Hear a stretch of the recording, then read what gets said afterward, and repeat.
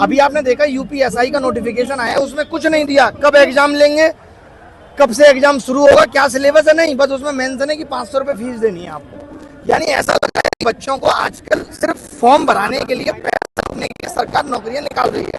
आपने देखा होगा थोड़े दिन पहले कि इंफ्रास्ट्रक्चर बहुत खराब है। तो जिस इंफ्रास्ट्रक्चर की हम सब लोग यहाँ बात कर रहे हैं, बेचारे बच्चे तो क्या समझ पाएंगे, वो सरकार के हाथ में नहीं है।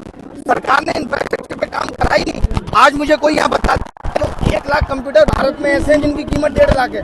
अब जिन सिस्टम पे एग्जाम हो रहा है वो 10,000 रुपए का सेकंड हैंड कंप्यूटर है, तो आप क्या उम्मीद करते हैं?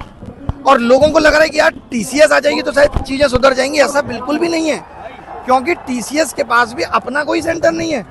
मुझे जो पता चला वो ये है कि उन्होंने कुछ सेंटरों पे कई साल के लिए एक्सक्लूसिव डील कर रखी है, कुछ अच्छे सेंटर पे। आपका कहना ये है कि टीसीएस अपना सिस्टम बनाना चाहिए जिसमें इनको लगेंगे 8-10 हजार करोड़ रुपए, तो या तो ये बताएं कि हम नहीं बनाएंगे तो नौकरी खत्म कर दीजिए, और अगर आपको एग्जाम लेना है अभी 10 साल के लिए तो इंफ्रास्ट्रक्चर बनाइए। आज अमेरिका में 6,000 डेटा सेंटर है, हमसे कितनी कम पॉपुलेशन है, और भारत में सिर्फ 50 है। तो भारत इस दिशा में काम ही नहीं कर रहा, तो भारत किस दिशा में काम कर रहा है? पैसा जा कहाँ रहा है? सर, ये विरोध प्रदर्शन जो है आंदोलन का रूप लेता जा रहा है। क्या सरकार की तरफ से अभी तक कोई प्रतिक्रिया आई? इतना बड़ा आंदोलन आप कर रहे हैं, अभी तक सरकार की तरफ से कोई प्रतिक्रिया आई है? कोई बात नहीं रेंगती, वो हंसते हुए 10 चीजें आप बताओगे उसमें से 4 कह देंगे कि हम ठीक कर रहे हैं। क्या तैयारियां हैं उनके लिए? ये उनके एजेंडा होता है ना हर एक सरकार का, तो ये उनके एजेंडा का हिस्सा ही नहीं है। सर, क्या तैयारियां हैं? अगर ये आंदोलन अगर यहाँ पे नहीं रुकता है, सब तैयारियां क्या है?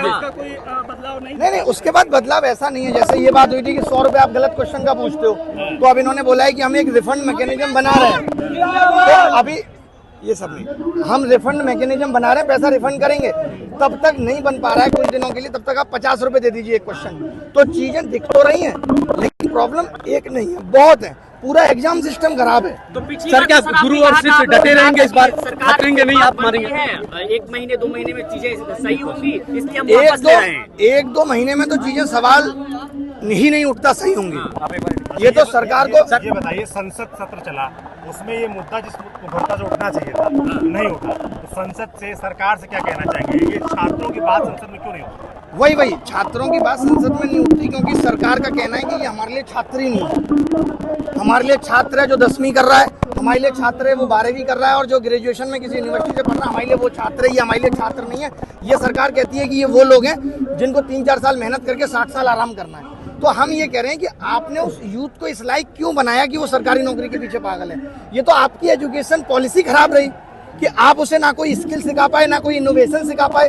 तो ये सरकार की ही विफलता है। अब सरकार अचानक से सोचे कि हम सरकारी नौकरी खत्म कर देंगे, जैसे चाइना में क्रेज नहीं है, जापान में क्रेज नहीं है, यूएस में नहीं है, तो सरकार को वैसा बेसिक एजुकेशन सिस्टम भी बनाना पड़ेगा। आगाज से अब क्या होने वाला है?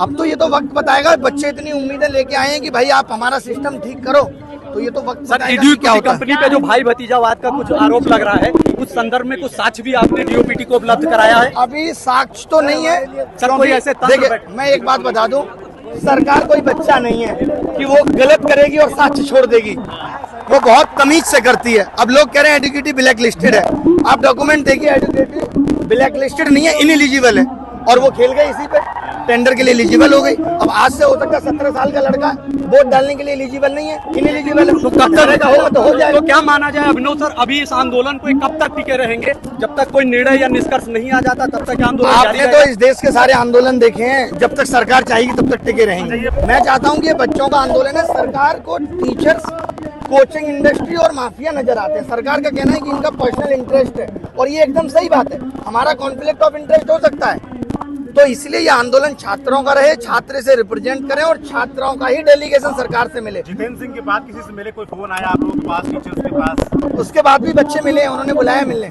उसके बाद भी बच्चे मिले हैं और कह रहे हैं कि ये चीज़ ठीक कर रहे हैं, ये चीज़ ठीक कर रहे हैं। बट वही है कि अब ये भी नहीं कह सकते कि हाल ठीक हो जाएगी, जो इतनी प्रॉब्लम है तो वो धीरे धीरे ठीक होगी, और उसी के लिए आवाज़ उठी है कि आगे आने वाला एग्जाम आप सही से करा पाओगे या नहीं, ये बता दो।